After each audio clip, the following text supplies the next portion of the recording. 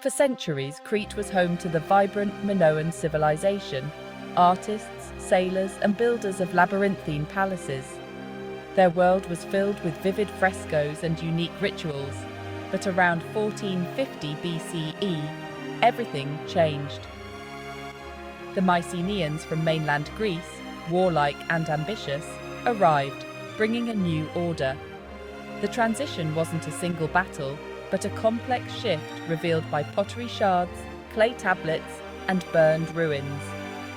To understand this takeover, we must become detectives, piecing together clues from art, destruction, and language. This is the story of how one great culture faded as another rose, reshaping the Aegean world. The biggest clue to the Mycenaean takeover isn't a weapon, but writing. Instead of swords or shields, it's the marks pressed into clay that reveal the story of a changing world. The Minoans used Linear A, a script we still can't read. These mysterious symbols, found on tablets and pottery, hint at a lost language and a vanished way of life. But around 1450 BCE, something changes. Linear B, a new script, suddenly appears at Knossos, the heart of Minoan civilization. This wasn't just a new way of writing, it was a sign of new rulers. Deciphered in the 1950s by Michael Ventris, Linear B turned out to be early Greek, the language of the Mycenaeans, not the Minoans. This breakthrough revealed who was now in charge. These tablets aren't stories or myths, they're administrative records, lists of goods, taxes, and workers. They show a Greek-speaking elite now controlled Crete's resources, organising the island's wealth for their own purposes. Pottery styles shift too. Minoan swirls and sea life, once dominant, give way to the more formal, geometric designs of the Mycenaeans. Art reflects the new order.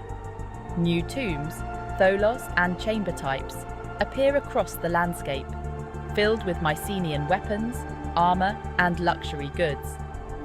These burials mark the arrival of a warrior aristocracy. The evidence is clear. A new elite brought their language, customs, and power, gradually blending with local traditions. Over time, Minoan and Mycenaean artifacts are found side by side, showing a slow cultural fusion. The change wasn't instant, but at the centres of power, Mycenaean identity took hold. Palaces and towns became hubs of this new Greek-speaking world. Crete's society was being rewoven, its fabric transformed, as the newcomers guided the island's destiny, leaving a legacy that would echo through history. The haunting ruins of Crete's ancient palaces reveal the immense scale of change that swept across the island during the Late Bronze Age. Once vibrant centres of Minoan civilization, these palaces now stand as silent witnesses to a dramatic turning point in history. Around 1450 BCE, a series of devastating fires swept through the palaces of Phaistos, Malea, Zakros, and many surrounding towns. The destruction was widespread, leaving behind thick layers of ash and collapsed stone walls that archaeologists still uncover today. In the aftermath, most sites were either abandoned entirely or rebuilt on a much smaller scale, their former grandeur lost, except for the palace at Knossos, which stood out as an exception. Knossos was rapidly repaired and transformed into the island's new administrative centre under Mycenaean rule. This shift is clearly shown by the discovery of Linear B tablets, which record the activities of Mycenaean officials and scribes. While other palaces lost their influence and faded into ruin, Knossos emerged as the dominant hub of power and control, overshadowing the rest of Crete. Some towns were left deserted, but others were reoccupied, now showing clear signs of a Mycenaean presence, such as imported pottery and new styles of architecture, suggesting a deliberate strategic takeover rather than random destruction. The Mycenaeans systematically dismantled the old Minoan network, centralizing their authority at Knossos and reshaping the island's political landscape to suit their own needs. Today, the ruins and archaeological layers tell a story not just of destruction, but of calculated reorganization and cultural transformation, a pivotal moment in the history of Crete. How did the Mycenaeans take over? Three main theories compete. First, military conquest. A Mycenaean army invades, burning palaces and rewarding warriors. Second, an elite coup. Mycenaeans infiltrate Knossos, seize power from within, then eliminate rivals. Third, disaster opportunism. The Thera eruption weakens Minoans, letting Mycenaeans step in. Each theory fits some evidence, but none explains everything. The Thera eruption now appears too early to be the direct cause, though its effects lingered. The reality may be a mix: a weakened society, a strategic coup, and targeted violence.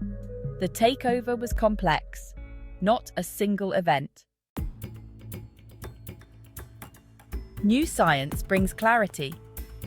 DNA shows the population of Crete stayed largely the same, no mass replacement. The Mycenaeans became the new elite, but most people remained local. This was elite dominance, not wholesale invasion. Radiocarbon dating places the Thera eruption 150 years before the main destructions, ruling it out as the immediate cause. The evidence points to human action, coup or conquest, at the heart of the 1450 BCE events. Science grounds the story. A new ruling class imposed itself on an existing society. The drama played out in the halls of power, not across the whole population. The strongest evidence is the shift to Linear B at Knossos, proof of a Greek-speaking administration. Mycenaean artifacts and tombs confirm a new elite. Burn layers at major sites show violent change, but the cause, military invasion or internal revolt, remains debated. Some argue for a coup at Knossos, followed by suppression of rivals. Others see a drawn-out conquest. The truth may be a blend: a takeover at the top, then violent consolidation. The details are lost, but the broad picture is clear. A Mycenaean elite took control of a largely intact Minoan society. The Mycenaean takeover of Crete was no simple conquest. It was a complex and dramatic turning point in the ancient world, marked by both subtle shifts and violent upheavals. The local population endured, but leadership changed. Greek-speaking rulers from Knossos imposed a new order. The traditions of the Minoans persisted, yet the island's destiny was now shaped by outsiders. The process was multi-stage, perhaps beginning with a period of uneasy coexistence or even peaceful entry, followed by decisive violence to eliminate rivals and secure control. The scars of conflict are still visible in the archaeological record. The Mycenaeans seized the centres of power, reorganised the economy, and stamped their identity on the island. They introduced new administrative systems and artistic styles, blending their culture with that of the Minoans. Linear B tablets reveal a bureaucratic, militaristic state atop a sophisticated Minoan base. These records show a society ruled by warrior elites, yet still reliant on the skills and knowledge of the local people. The spirit of Minoan Crete survived, but under new masters. Ancient rituals, art, and beliefs continued, though now filtered through a Mycenaean lens. The Mycenaeans took advantage of a weakened society, acted strategically, and reshaped history. Their influence spread far beyond Crete, transforming the entire Aegean world. This was a pivotal moment, a fusion of cultures that changed the Aegean forever, leaving a legacy that would echo through the centuries and shape the course of Western civilization.